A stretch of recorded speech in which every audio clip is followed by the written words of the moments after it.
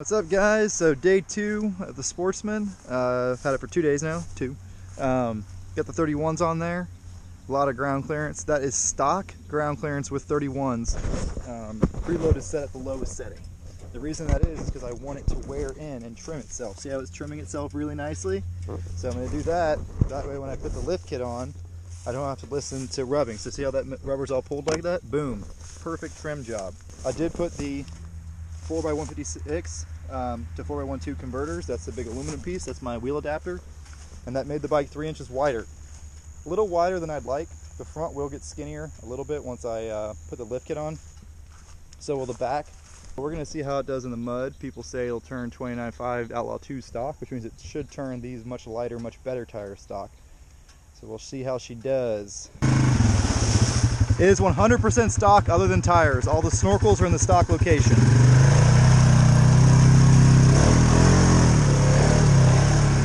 That felt pretty good.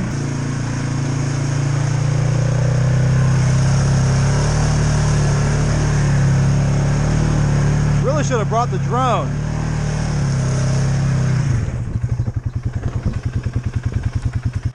Let's see how she water wheelies.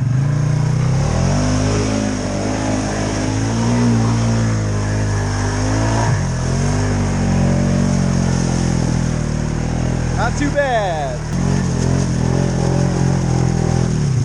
Let's try out 4-wheel drive for the first time.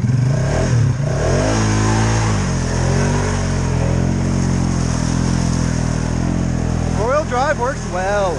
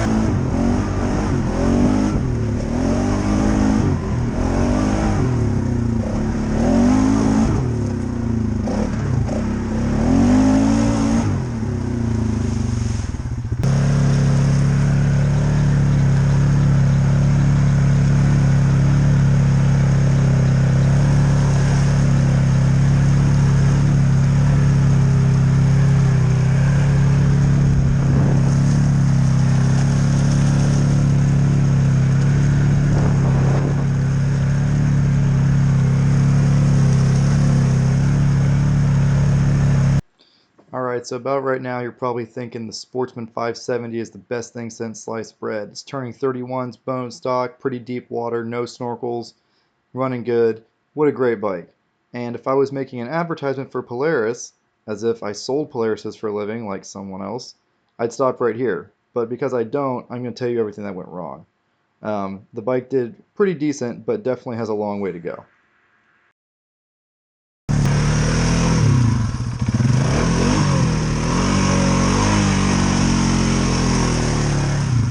You could hear the belt start to slip there for a second.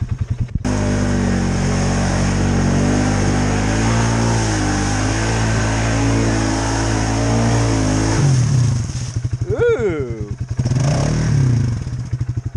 Uh-oh. We're stuck in.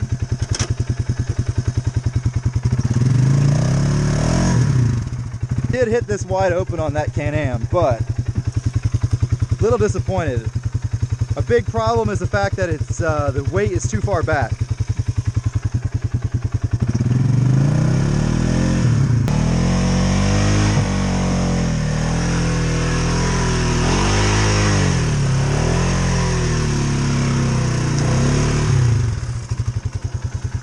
Very interesting.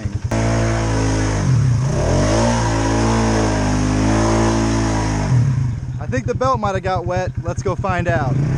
Disappointing. We got stuck in a hole that a Can-Am made it through, but the Can-Am did just barely make it through despite having twice the horsepower and actually raised up suspension. This is still stock. This is also a $4,000 bike, not a $14,000 bike, but I'm still disappointed. A lot of mud on there. Good Lord. Let's see if we got anything in the belt drive. Comes with this fancy tool. I love this tool. Oh yes! There is some muddy water in the belt drive.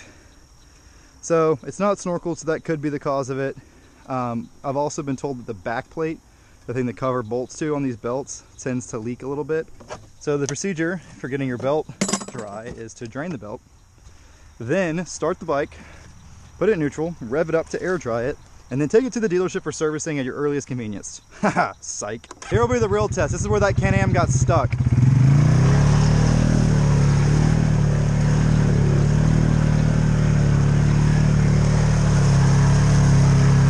This is deep.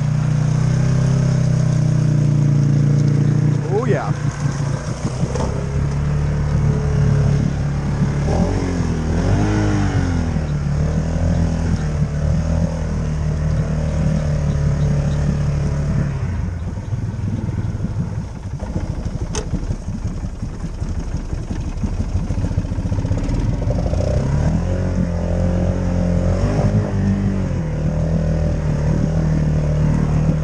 Belt drives suck.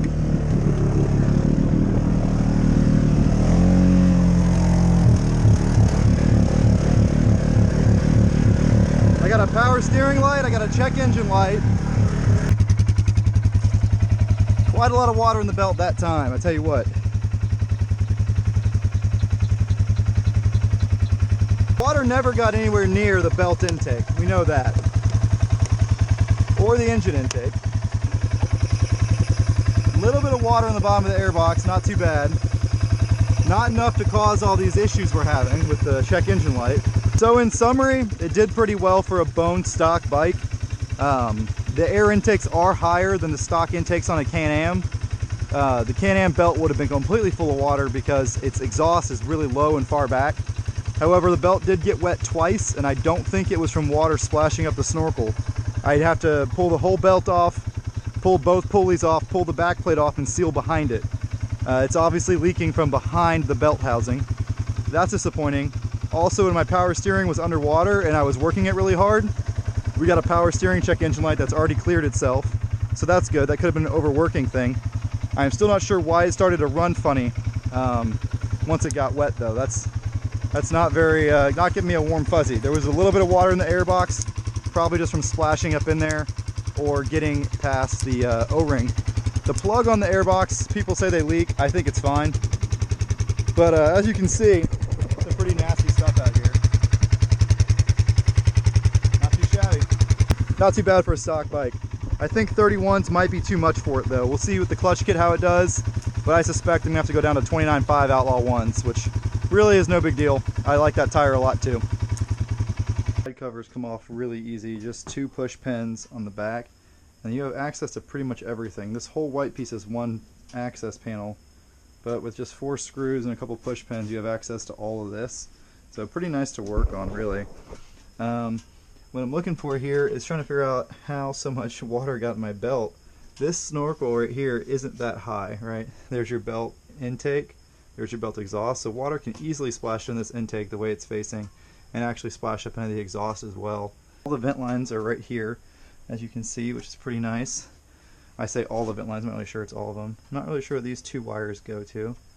Very interesting. But yeah, there's a big block up here, a lot of power wires going places, headlights, big wires. Oh, there's the winch control block. Okay, cool.